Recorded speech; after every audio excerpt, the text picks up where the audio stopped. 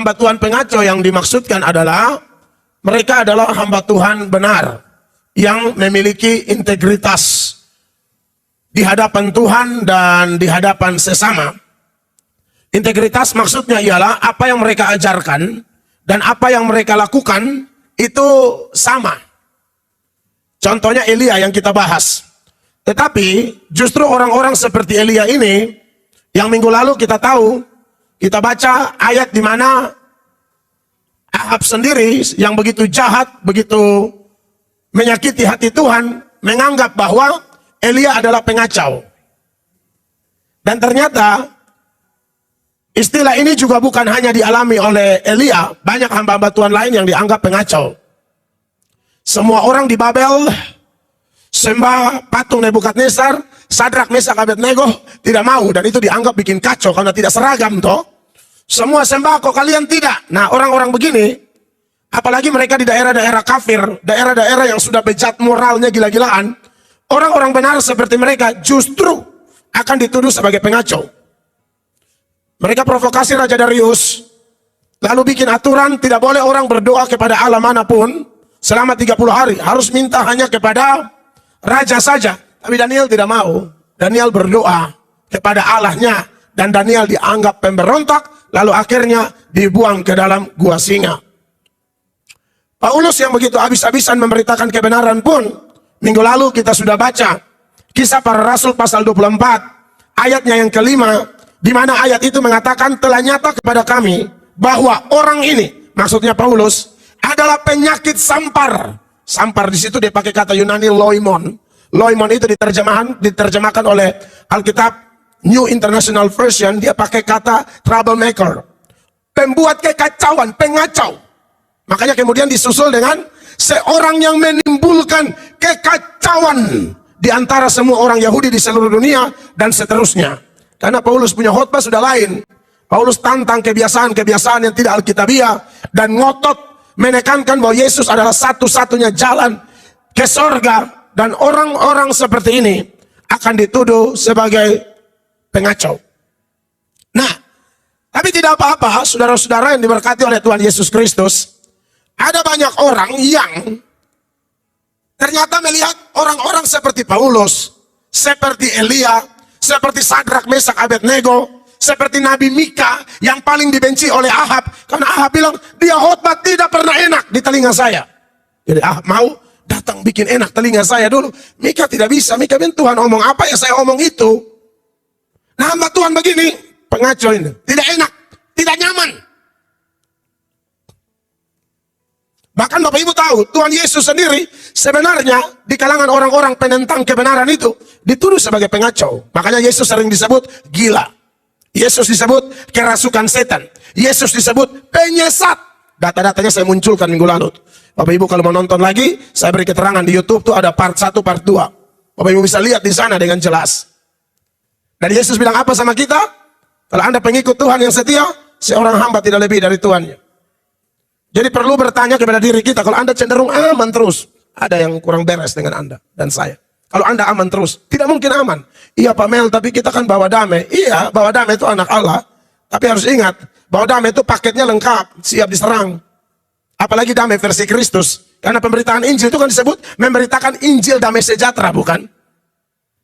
Matius 5 ayat 9 bilang apa?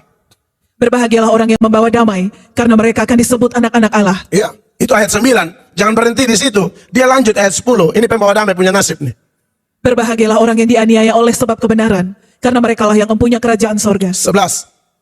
Berbahagialah kamu, jika karena aku kamu dicela dan dianiaya, dan kepadamu difitnahkan segala yang jahat. Celah, aniaya, fitnah. Itu yang harus diterima oleh pembawa damai. Yang fitnah, yang celah, bukan orang-orang yang dipilih Allah yang mau bertobat. Pasti bukan. Bukan. Itu pendukung semua. Karena ada dua kelompok kan, pro kontra ini tidak bisa dihindari. Yesus bilang, kamu tidak akan lebih dari saya.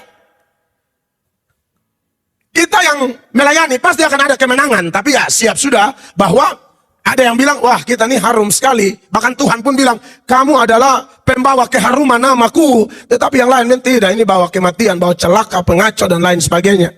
Bandingkan dengan 2 Korintus 2 mulai ayat 14. Ayat 14. Tetapi syukur bagi Allah yang dalam Kristus selalu membawa kami di jalan kemenangannya. Yep. Dengan perantaraan kami ia menyebarkan keharuman pengenalan akan dia di mana-mana. Dengan perantaraan kami, Paulus bilang, iya Tuhan Allah menyebarkan keharuman pengenalan akan dia di mana-mana. Bisa tidak Allah menyebarkan keharumannya sendiri dengan dirinya sendiri, atau cukup pakai malaikat? Bisa.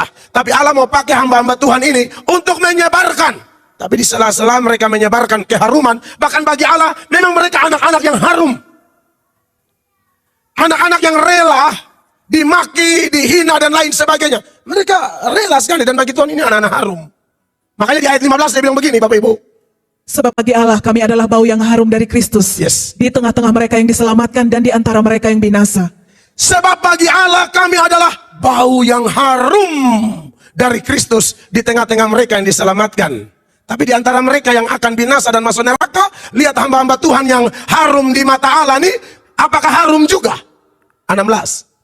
Bagi yang terakhir kami adalah bau kematian yang mematikan. Tidak harum. Dan Anda bagi mau- bagi yang pertama bau kehidupan yang menghidupkan. Yes. Tetapi siapakah yang sanggup menunaikan tugas yang demikian? Iya, makanya hanya dibutuhkan orang-orang yang ya betul-betul mau cari kehormatan Allah. Kalau tidak mundur, pengecut, cari aman, dua kaki, kompromi, buang ludah jilat kembali. Itu tuh.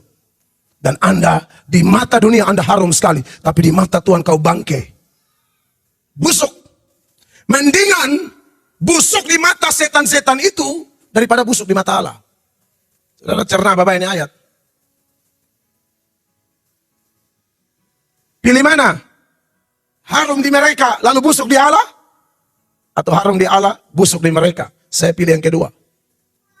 Biarin aja mereka bilang busuk, tapi bagi Tuhan tetap harum. Karena kita tidak kompromi. Kita omong firman-firman betul, tidak ada muluk-muluk, hanya mau minta jemaat punya uang atau dapat oh, tidak ada itu.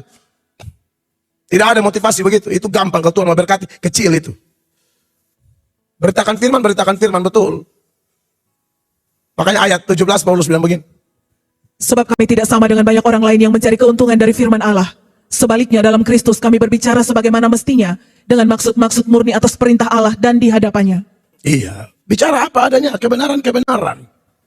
Jadi Bapak Ibu jemaat, memang orang-orang seperti Paulus ini, seperti Elia dan lain sebagainya, itu yang harus kita pelajari kehidupan mereka di dunia yang tambah jahat ini. Bapak Ibu pilih mau masuk dalam pergerakan mana? Holiness movement atau kebejatan moral yang sedang menjadi-jadi. Sebab kalau kita baca di dalam firman Allah itu, Wahyu 22 ya, ayat 11, itu ayat bilang begini. Barang siapa yang berbuat jahat, biarlah ia terus berbuat jahat. Barang siapa yang cemar, biarlah ia terus cemar. Dan barang siapa yang benar, biarlah ia terus berbuat kebenaran. Barang siapa yang kudus, biarlah ia terus menguduskan dirinya. Ini dua pergerakan sama-sama gencar di zaman ini. Dan kelihatannya jahat lebih kencang. Saudara tinggal mau ikut yang mana, terserah. Saya hanya gembala yang mengarahkan. Keputusan ada kepada jemaat. Bahkan saya mendorong kita semua pilih yang kena maki ini. Bukan yang memaki. Bukan yang menghina. Pilih yang kena hina. Demi kebenaran tentunya. Karena itu tidak bisa dihindari. Semua nabi alami itu, semua rasul alami itu. Tuhan Yesus alami itu, lalu kita pengikutnya mau aman. Tidak bisa lah. Jangan mengaku pengikut Yesus. Omong kosong tuh. Pengikut Yesus tidak ada yang dua kaki begitu. Tidak ada.